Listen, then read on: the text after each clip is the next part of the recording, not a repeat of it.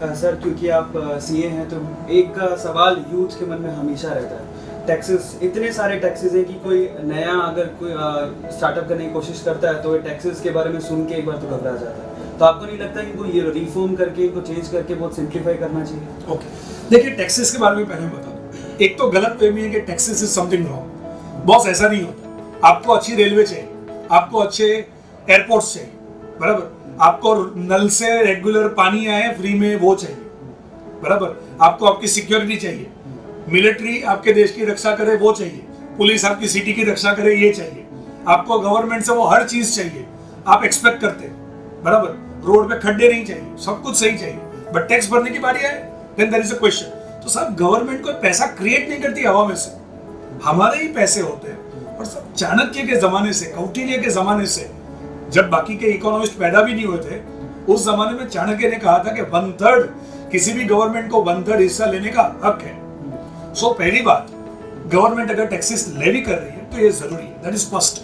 Second, taxation का एक principle है, canon, and that is diversification. आप सिर्फ एक या दो टैक्स नहीं रख सकते, क्योंकि अगर आप एक या दो ही प्रकार के टैक्स रखते हैं तो सिर्फ कुछ ही लोग हाथ में आएंगे, कुछ लोग तो कभी हाथ में ही नहीं आएंगे। इसलिए अलग अलग प्रकार के टैक्सेस रखे जाते हैं। जैसे मैरिज में अगर आप एक ही प्रकार की डिश रखेंगे तो कुछ ही लोगों को पसंद आएगा, कुछ लोगों को तो मजा ही नहीं आएगा।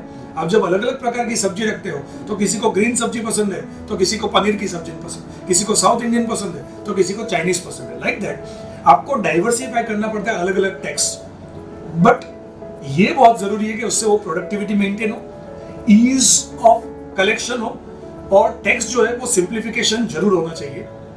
बट हम एक चीज समझे, पूरी तरह से टैक्सेशन सिंप्लीफाई नहीं हो सकता, क्योंकि हम लोग ही अलग अलग ऐसे रास्ते निकालते हैं। सब लोग, हमारे देश की पूरी जनता इतनी इंटेलिजेंट है कि वो इतने नए नए रास्ते निकालते हैं कि फिर टैक्स और ज्यादा कॉम्प्लिकेटेड होते हैं। बट वंस अगेन, टैक्स सरकार का हक है, लेजिटिमेट, और अगर सरकार टैक्स सही तरह से कलेक्ट करती है और उसको सही तरह से यूज करती है तो ये हम सब के लिए बहुत अच्छा है। हाँ, मैं ये जरूर मानता हूँ कि बहुत ज्यादा कॉम्प्लिकेटेड नहीं होने चाहिए। छोटी छोटी लेवीज जो है, जिसका कोई जो अनप्रोडक्टिव है उसको रिमूव कर देना चाहिए। जीएसटी के बारे में आप क्या कहेंगे? अभी जो विपक्ष है वो जीएसटी बिल को पास करने की कोशिश भी नहीं कर रहा है। आपको लगता है कि ये सही है, गलत है, होना चाहिए, नहीं होना चाहिए? देखिए, जीएसटी के बारे में एक चीज बता दूं, जीएसटी के बारे में कोई वाद विवाद हो ही नहीं सकता। जीएसटी तो आना ही चाहिए, आना ही चाहिए। अगर इंडियन इकोनॉमी को बूस्टअप करना है तो GST is going to be great. बहुत सारे छोटे छोटे इनडायरेक्ट टैक्सेस को हटा के अगर एक जीएसटी आता हो तो it is the best. But unfortunately India में जो जीएसटी भी जो आ रहा है उसमें कॉम्प्लिकेशंस तो है। ये वो जीएसटी नहीं है जो कहीं और यूरोपियन कंट्रीज में कभी आया था। ऑफ कोर्स उसके लिमिटेशंस है because of constitution. There is something like schedule 7 to the constitution, list 1, list 2, list 3, centre list, state list and concurrent list. तो जीएसटी में थोड़े कॉम्प्लिकेशंस है, बट मुझे लगता है GST will be a boon for the nation, वो आना ही चाहिए। Sir, if you were be the prime minister of India then what would you do? If I would be the prime minister, तो अच्छा है, बिल्कुल, मतलब मोदी साहब जब तक काम कर रहे हैं, हेल्दी है, आई विश कि वही कंटिन्यू करें। उसके बाद अब गुजरात में से अगर मुझे मौका मिले तो I would like to see, first and foremost thing is I don't want to go into politics.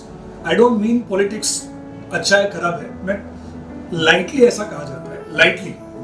One politician drown in river is pollution, all politician drown in river is solution. ऐसा lightly कहा जा सकता है, but boss, गलत बात, गलत बात। आज देश में अच्छे पॉलिटिशियंस की जरूरत है ही है, और बहुत सारे पॉलिटिशियंस ऐसे हैं, हम तो मिलते हैं इतने पॉलिटिशियंस से, हमारी क्वालिटी इंप्रूव होती जा रही है। कई पॉलिटिशियंस काफी इंटेलिजेंट है, काफी कंसर्न्ड है, पॉइंट ऑफ व्यू डिफरेंट हो सकते हैं। तो मेरा ऐसा पर्सनली मानना है, politics is something very essential, very good, but मेरा जो पर्सनल चॉइस है वो मुझे पॉलिटिक्स में जाना नहीं है। So I don't think that I am going to be, but फिर भी अगर हाइपोथेटिकली सोचे कि अगर मैं प्राइम मिनिस्टर बनता हूं तो क्या करूंगा, तो जैसे मैंने बताया, पहले तो वन चाइल्ड पॉलिसी के बारे में सोचूंगा, राइट। एंड आई थिंक मेरा फोकस नेचुरली ज्यादातर इंफ्रास्ट्रक्चर क्रिएट करने पे होगा, और देश के जो लॉ है उसको ज्यादा सिंप्लीफाई करने के ऊपर होगा। This would be some of my very important agenda which I think about. Jai Chhayra sir अगले 5 साल में सोशली अपने आप को किस तरह से डिवोट करेंगे? ओके, सोशल अगर मैं बात करूं, सोशल तो मैं पिछले कई सालों से अलग अलग सोशल ऑर्गेनाइजेशंस का जुड़ा हुआ हूं, जिसमें अगर मैं सबसे इंपॉर्टेंट ऑर्गेनाइजेशन की बात करूं तो सूरत में ही एक बहुत ही अच्छे व्यक्ति है भरत शाह, जो एक चार्टर्ड अकाउंटेंट भी है। वो सीए हैं इसलिए मैं उनकी बात नहीं कर रहा हूँ, बट वो एक चार्टर्ड अकाउंटेंट है जो बिल्डर बन चुके हैं और आज की तारीख में he is involve totally into social activities. छाइडो करके हमारी एक संस्था है, सूरत मानव सेवा संघ, ये आज से शायद 20 साल पहले शुरू की गई थी। मैं तब से उनके साथ जुड़ा हुआ हूँ। ये बहुत ही अच्छी संस्था है। यहाँ पे हमने MRI सेंटर स्टार्ट किया है, हमने डायलिसिस सेंटर स्टार्ट किया है, हम गरीब लोगों जो पेशेंट्स होते हैं उनके रिलेटिव्स आते हैं उनको फ्री में खाना खिलाते हैं। हम जो बाकी की कई पेशेंट्स होते हैं जो एफोर्ड नहीं कर सकते उनको फ्री में या कंसेशनल रेट पे ट्रीटमेंट दे रहे हैं। तो हमारा टारगेट है नंबर ऑफ हॉस्पिटल स्टार्ट करने का। So I be interested in that. But जब बात आती है सोशल की, मेरा पर्सनली ऐसा मानना है कि जो काम आप कर रहे हो अगर वो काम सही तरह से करो, अगर उसका बेनिफिट लोगों को हो रहा है तो आई थिंक उससे अच्छी सोशल चीज और कोई नहीं हो सकती। सोशल मतलब ये नहीं कि कोई गरीब है और उसको पैसा देना। आप अगर फोटोग्राफर है, सबसे अच्छी फोटोग्राफी करना, ये सोशल है। अगर आप एक फिल्म मेकर है, अच्छी फिल्म बनाना, लोगों को एंटरटेन करना, वो एक सोशल है। तो उसी तरह से अगर मैं एक चार्टर्ड अकाउंटेंट हूँ, मेरा फील्ड अकाउंट्स है, तो सही तरह से लोगों के अकाउंट्स लिखना और लोगों को अकाउंट सिखाना, that can be a important social thing what I believe. Finally sir, आज का जो यूथ है वो सपने बहुत बड़े देखते हैं। उनको रातों रात बस कामयाबी चाहिए, सक्सेस चाहिए। सक्सेस इतना आसान नहीं है अचीव करना, वो आपसे बेहतर शायद कोई नहीं जानता। तो उनके लिए आप क्या मैसेज देना चाहेंगे? देखिए, यूथ जो है अगर वो ड्रीम्स देखता है तो बहुत ही सही है। एक प्रॉब्लम ये है, हमारे कई सीनियर्स ये चाहते हैं कि यूथ वैसा ही सोचे जैसा उन्होंने सोचा था। अब साहब, आपने 25 साल पहले, 50 साल पहले दुनिया जो देखी थी, आज की दुनिया तो अलग है। तो यूथ आपको फॉलो करेंगे तो नहीं होने वाला है। तो मुझे लगता है कि यूथ अगर कुछ नया करना चाहते हैं, नए ड्रीम्स देख रहे हैं, तो I am with the youth. अच्छा, ड्रीम्स हो सकता है गलत हो, लेकिन जब एक आदमी शुरू करेगा, ड्रीम्स के ऊपर वर्क करना शुरू करेगा, एक बार गिरेगा वापस उठेगा, दूसरी बार गिरेगा वापस उठेगा, तब धीरे धीरे उसको रियलाइज होगा कि उसके लिए सही क्या है। तो ड्रीम करना यूथ के लिए, I am in favour with that. हाँ, एक इंपॉर्टेंट चीज है, स्पीड और हेस्ट, उसमें फर्क है। स्पीड भी बहुत जरूरी है। अगर आदमी बहुत ही तेज रफ्तार से भागना चाहे, nothing wrong, nothing wrong. But अगर यूथ हेस्ट, रातों रात अगर रईस बन जाना चाहता है, रातों रात पॉपुलर बन जाना चाहता है, रातों रात सक्सेसफुल बनना चाहता है, गलत अप्रोच लेके, तो आई थिंक कोई भी चीज जो आपने गलत तरीके से ली है वो लंबे टाइम तक टिक नहीं सकती। That is for sure. तो मैं यूथ को एक ही चीज कहूंगा, maintain your energy, maintain your enthusiasm. आपके पास होनी चाहिए क्रिएटिविटी, आपके पास होना चाहिए इनोवेशन, कुछ नया करने का मन, पैशन, कंपैशन। आप आगे बढ़ना चाहते हैं, but always understand not at the cost of others, respecting others, right. आप बिल्कुल आगे बढ़िए, आपको हक है आगे बढ़ने का, नया करने का, अपनी पूरी दुनिया क्रिएट करने। I think this is the message I want to youth. Last but not the least, मैं ऐसा चाह रहा हूँ कि आप कोई 4 मोटिवेशनल लाइनें कविता की फॉर्म में, पोएम की फॉर्म में, जैसे कि हमारे नरेंद्र मोदी जी कभी कभार बोल देते हैं, और बहुत सारे लोग ऐसा कुछ बोलते हैं, तो आप 4 ऐसी लाइनें जो हमें मोटिवेट कर सके, हमारे जैसे युवाओं को। कभी संस्कृत में हुआ करता था वो, अधरम मधुरम वदनम मधुरम चलितम मधुरम भ्रमितम मधुरम सृष्टिर मधुरा दृष्टिर मधुरा मधुराधिपति अखिलम मधुर।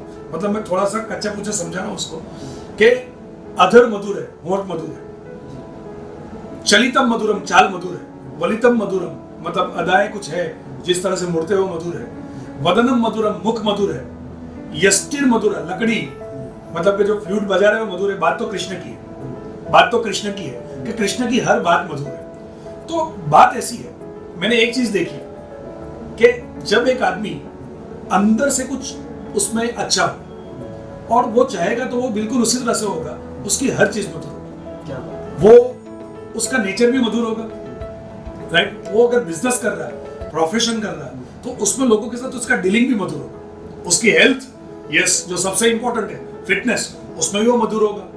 मतलब जब आदमी तय कर लेता है तब वो हेल्थ हो, चाहे रिलेशनशिप हो, चाहे फिनेंस हो, चाहे हॉबीज हो, चाहे एडवेंचर्स हो, चाहे डीलिंग विद पीपल हो, चाहे उसका नेचर हो, बिहेवियर हो, जो भी हो, वो हर चीज में मधुर हो सकता है। आई थिंक इस थीम पे अगर कोई जाए तो वो अपनी लाइफ एनरिच कर सकता है। क्या बात है। Thank you so much sir. Last views जानना चाहेंगे आपका, जो हम युवा इंडिया कॉन्सेप्ट लेकर आए हैं, इसके बारे में अगर आपका क्या कहना है? I think it's a very good concept. India की हम जो बात कर रहे हैं वो यूथ की बात कर रहे हैं, जी और एक बात हम लोगों को समझने की जरूरत है, जो आज हम सीनियर हो चुके हैं, आज एक तरह से हम थोड़े सीनियर हो चुके हैं। हमारा काम यूथ को एब्यूज करना नहीं है, हमारा काम यूथ को एनकरेज करना है। हमारा काम यूथ को ये बोलना नहीं कि हमारा जमाना बहुत अच्छा था, तुम्हारा नहीं है। हमारा काम उनको कहना है कि नहीं, तुम हमसे 2 स्टेप आगे हो। अगर आज का यूथ हम लोगों से बेहतर ना हो तो हमारी जनरेशन फेल हो गई। यूथ फेल नहीं हुआ, हम फेल हुए, क्योंकि हर जनरेशन की ये ड्यूटी है कि वो नेक्स्ट जनरेशन को अपनी जनरेशन से ऊपर उठाए और बेहतर बनाए। तो मेरा ऐसा मानना है कि जो आप प्रोग्राम कर रहे हैं, जो आपने शुरुआत की है, वो सही तरह से आप कर रहे हैं, सही लोगों को कवर कर रहे हैं, उनकी बात सही ऑडियंस तक लेके जा रहे हैं, यूथ तक। तो I think you are doing a great thing, not only for this country but for the world at large.